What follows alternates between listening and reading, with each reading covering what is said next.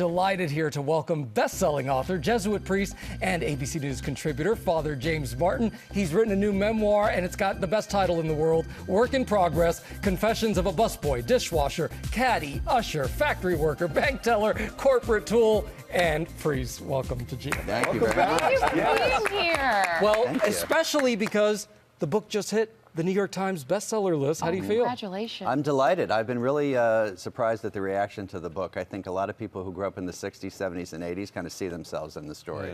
Well, and even if you didn't grow up then, I'm learning so much from it. I love it, absolutely love it.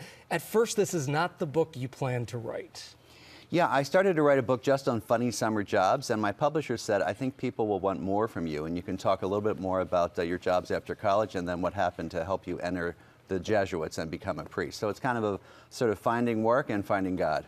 And speaking of that work, you talked about how you were poorly treated as a busboy. Why was that job so impactful for you?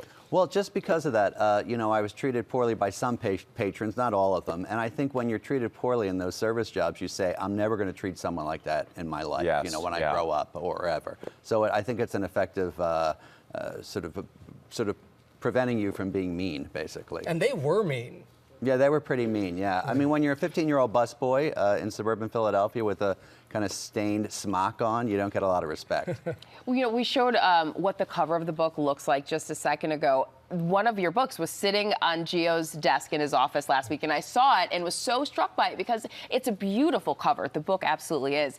An inspiration for this memoir came from your childhood journal. You have two of them here with you. From when you were 15, you said? Yes, 15. Not too many 15-year-old boys are keeping journals, but when my mom moved out... More of them should be. Feel free.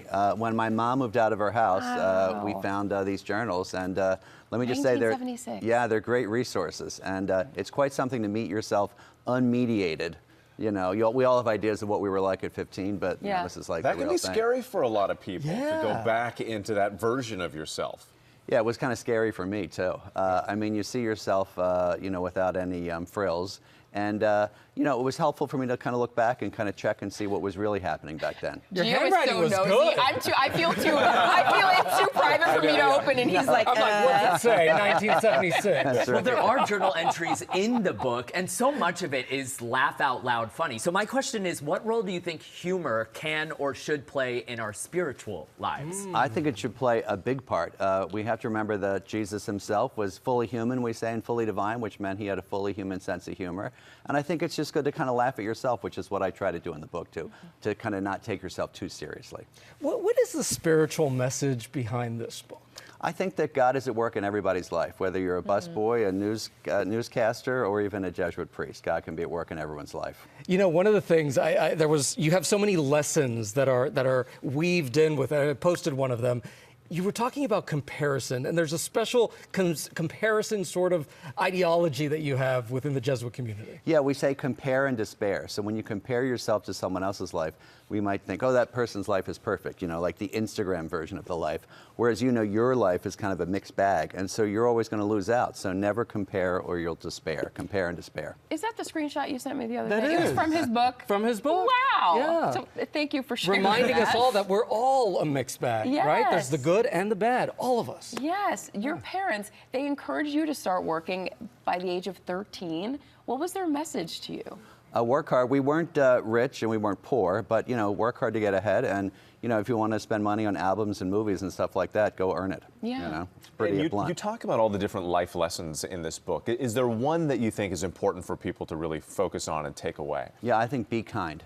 Right? Be kind to everybody, not just people in service jobs or people that are not as well off as you are, but just be kind to everybody. That's the lesson I learned through all these summer jobs. The last time we spoke, you had just spoken to Pope Leo. Have you heard from him since this book came out? Does he have a copy maybe there in the Vatican with him? Not since the book came out, but I think I'll send him a copy. All right. With a little note. Yeah. Maybe some of your journals, maybe not. Father James Martin, great to see you. Thank you so much, my friend. And Work in Progress is available right now in bookstores nationwide.